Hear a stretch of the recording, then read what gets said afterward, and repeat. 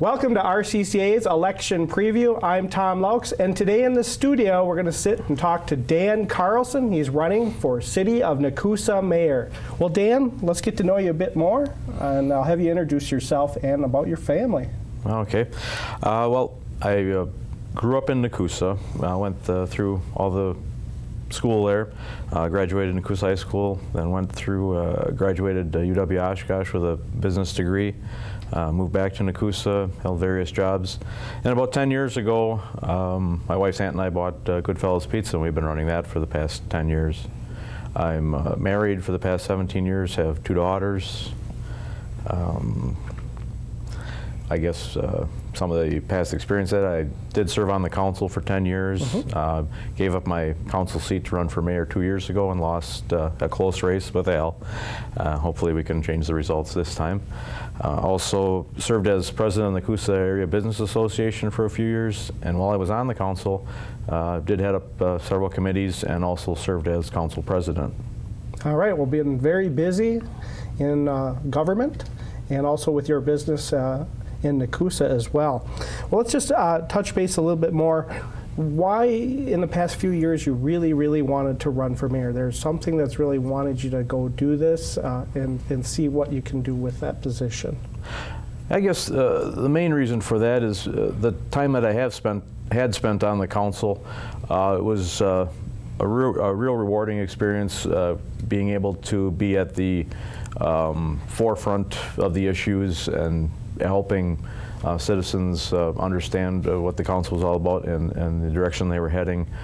A lot of times without citizen participation, their facts can get misconstrued or stories get mixed up.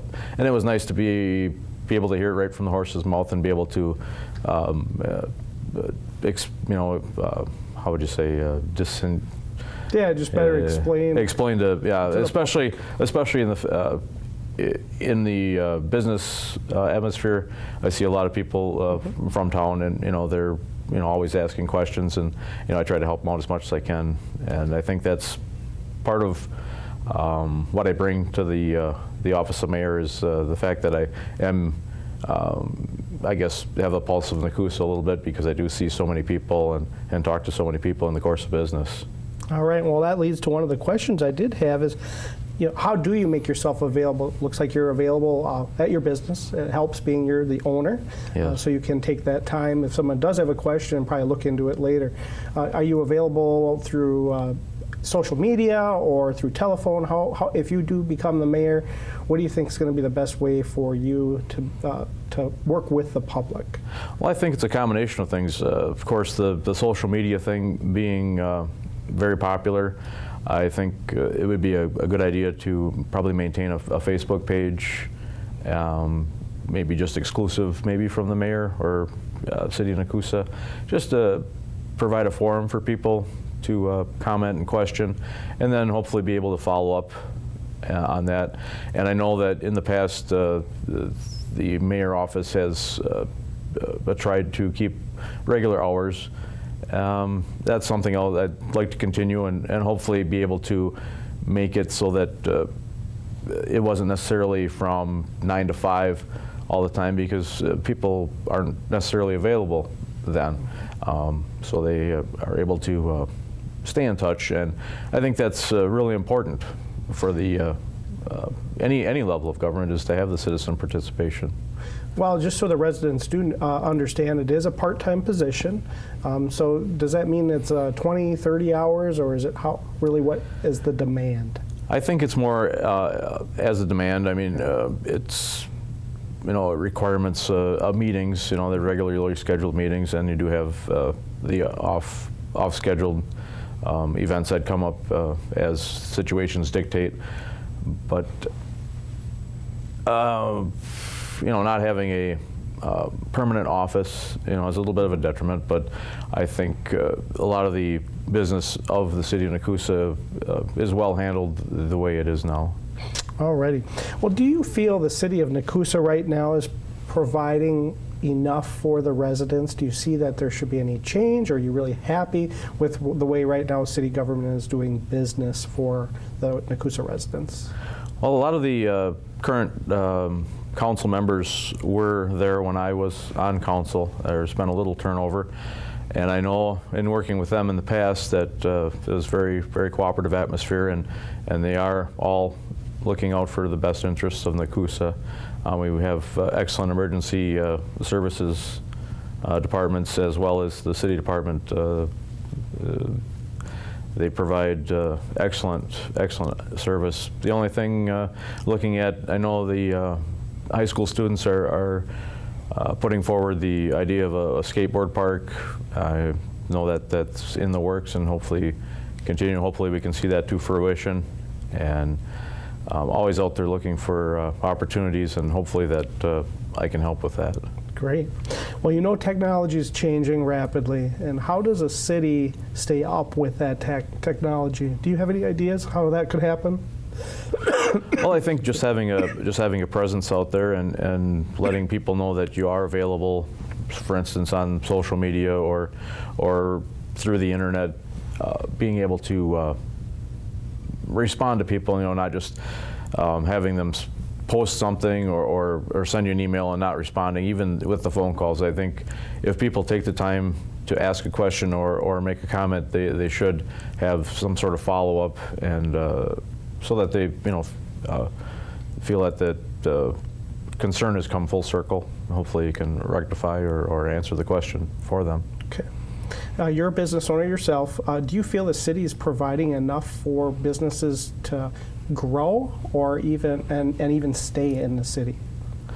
I don't know that there's, I guess, support-wise, I think the city does a good job that way. I know we do have an empty business park that we've been trying to promote and get a tenant in there, and I think that's something that we need to continue to work hard on.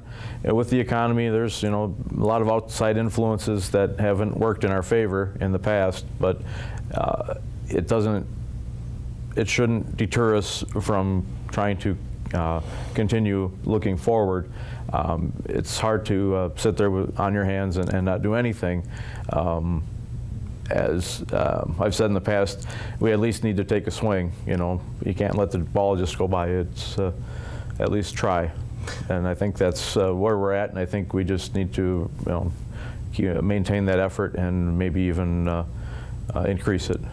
So you're open to really wanting to fill that park right away. Any other ideas on how to maybe fill that? You're kind of waiting for hopefully some businesses, and the economy continues to grow as we do see. The park was built about 5 years ago, 6 years ago, maybe even longer. Yeah. Unfortunately, that's when the economy dipped on us at that time, so that kind of put a damage to it. But do you have any ideas or thoughts that you would want to share that you think that could help fill that quicker? Well, I think being in the mayor position, maybe being more vocal, more present, having more of a how would you say? Yeah, just being really there for the businesses and being out there. I guess playing businessman of going to call on people too, right? Just out there. When that comes is if there's interest in the park, to be like the point man, for instance, to let that prospective investor know that we'll do whatever we can to get them in that park and to make them a successful business. Well, Nekoosa has the Giant Pumpkin Fest, but everybody knows what it is in the area and probably within the state of Wisconsin. It's grown over the years. It's an excellent event. How would you get more events like that to your city? Do you see it more coming down the road if you were to become mayor, or working with maybe the local CVB here in town, bringing in more events to the city of Nekoosa? Well, that would be a great thing. I think the city of Nekoosa has a lot to offer. I mean, we have a beautiful Riverside Park, which could host, an arts festival or car shows, a number of things. That's where the Pumpkin Fest originally started out, but due to some, I guess maybe more growth issues than anything else, they moved the location. But I think I think that location is a little bit underutilized, just for the fact that it's a beautiful location and it has a lot to offer.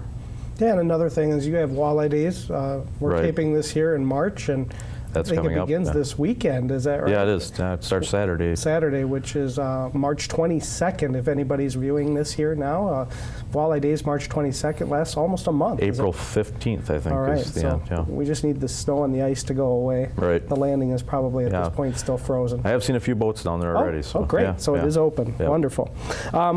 Let's talk a little bit about taxes. Do you feel that there needs to be a tax increase or any decreases coming in the future if you become mayor? Well, I think as far as tax increases go, I think your hands are pretty much tied by the state as far as that goes. I know the big issue in Nekoosa the last few years has been the water and sewer rates. Best you can do with that is hopefully maybe to find some efficiencies within the department, maybe to hold down costs. But again, a lot of that is out of our hands as far as the regulations and things. So, just to do our best to make sure that we're not spending money that we don't need to, that kind of thing.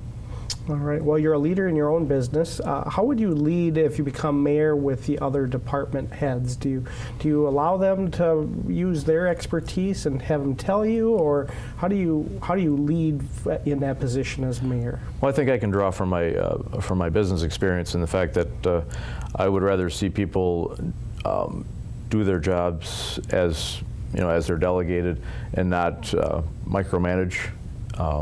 For instance, like you said, they are experts in their field, whichever department it should be.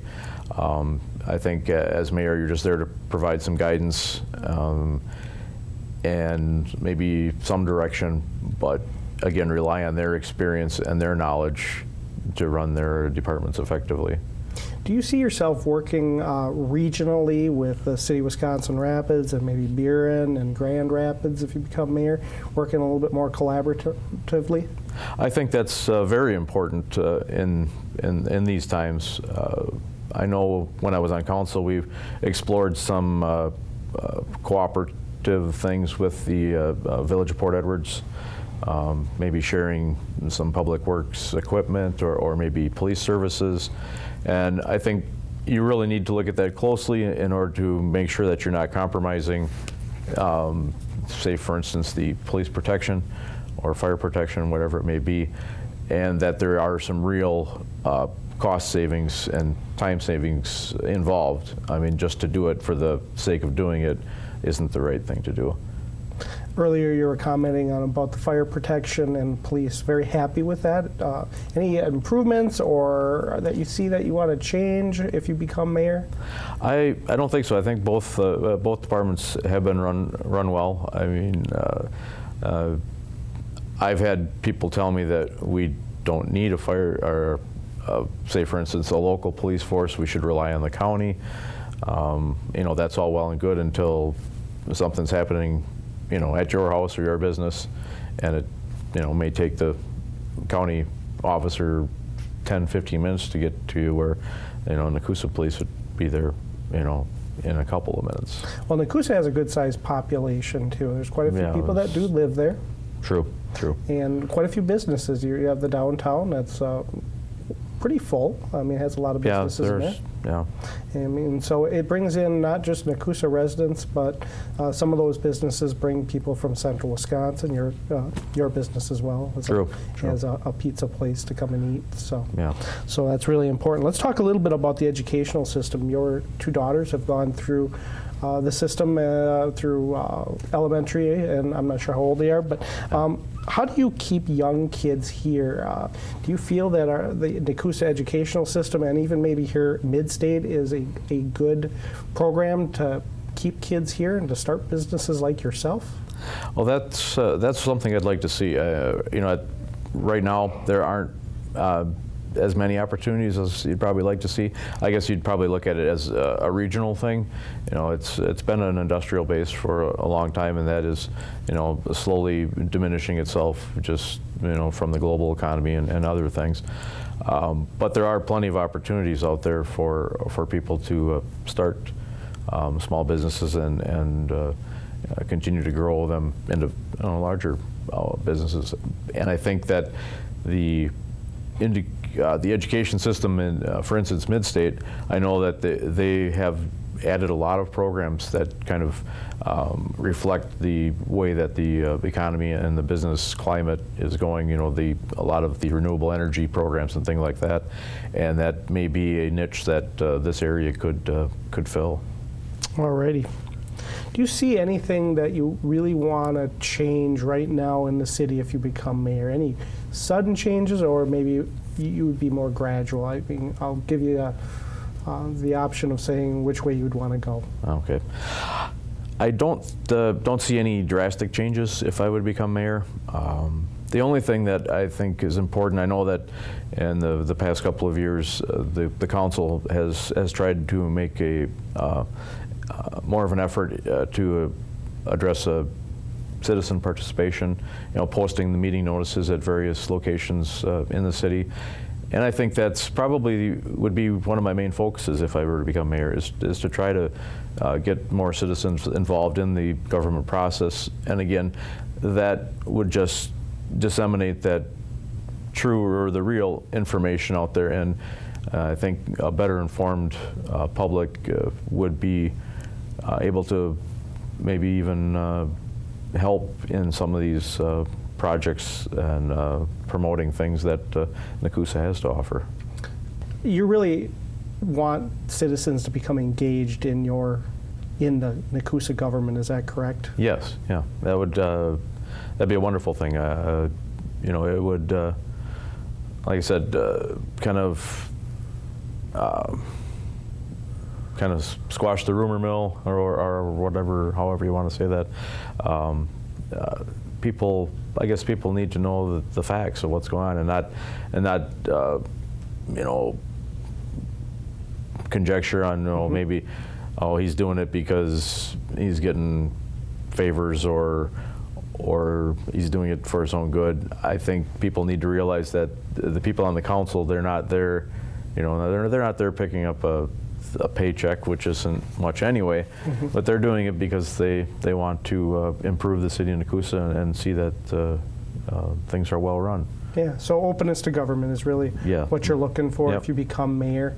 And all right, let's talk about the future of Nekoosa. Where do you see the city in maybe in the next 5 years, if under the path it is currently going, or under a path that you see if you become mayor? Well, I think we'd like to see some growth in the city.